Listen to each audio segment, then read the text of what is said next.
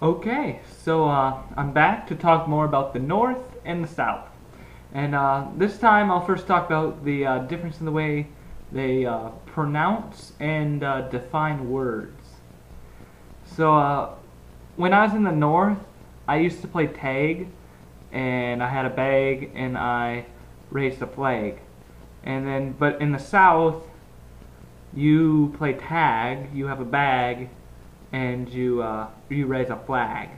So there's the difference right there.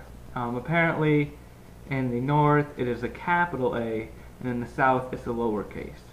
I'm not saying which one's right or wrong. That's just how they say it.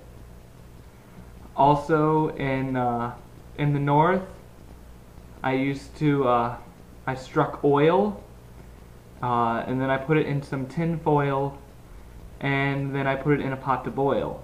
Whereas in the South, I struck oil, and then I put it in tin foil, and then I put it in a pot to boil. They take the I out in the South for some reason. Now, I'm not saying that all Northerners and Southerners talk this way, but in my experience, the people I've met, most of them talk this way. Words also mean things differently in the South and the North.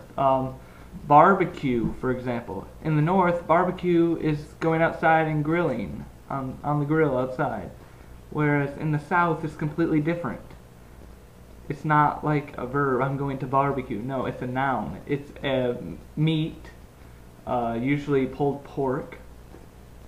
But pulled meat, anyways, put on top with a very special sauce. Barbecue sauce, there's a bunch of different sauces, but that's what barbecue is. So if you were in the North and you went to a restaurant and you asked them for some barbecue, they'd just be confused and like, you want us to cook your food outside? But then if you were in the South and you were over at some guy's house and you're like, hey, are we having a barbecue? And he'd be like, no, we're just grilling some hamburgers out on the grill. Big difference. Another word that's a big difference, huge difference, toboggan. In the North, toboggan is a sled. You ride your toboggan down the hill when it's snowing. In the South, it's completely different. At least where I'm from, it means a hat you wear in the winter. And so this was highly confusing for me when I first went down there. And the teacher at school was like, okay, everybody, we're going to go outside and play. Yeah, make sure to put your toboggans on. And I'm just like, what? Why are we putting sleds on our heads? But anyways, that's pretty much all I have up north and south. Like I said, I could go on for days, but I'm just going to leave it at that. And I am starting a new segment in my videos, and that is called the Random Fact of the Day. Here is the Random Fact of the Day. In France, Captain Serret made the first parachute jump from an airplane in 1918. Wouldn't you have hated to be this guy? It's the first parachute ever. He's the first guy to test out a parachute. They seriously must have got him drunk and pushed him out or something, because who's going to volunteer to do that? I mean, this is in 1918. The plane was the Wright brothers just made the flight in 1903. This is only 15 years later. I can't believe that someone would just volunteer to go jump and fall from a plane.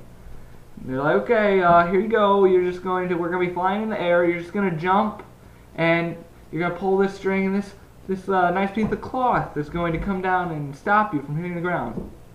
He'd just be like, oh, okay. Oh, alright. But anyways, God bless him. I mean, someone had to be the first one to do it, and he was much braver than I, so.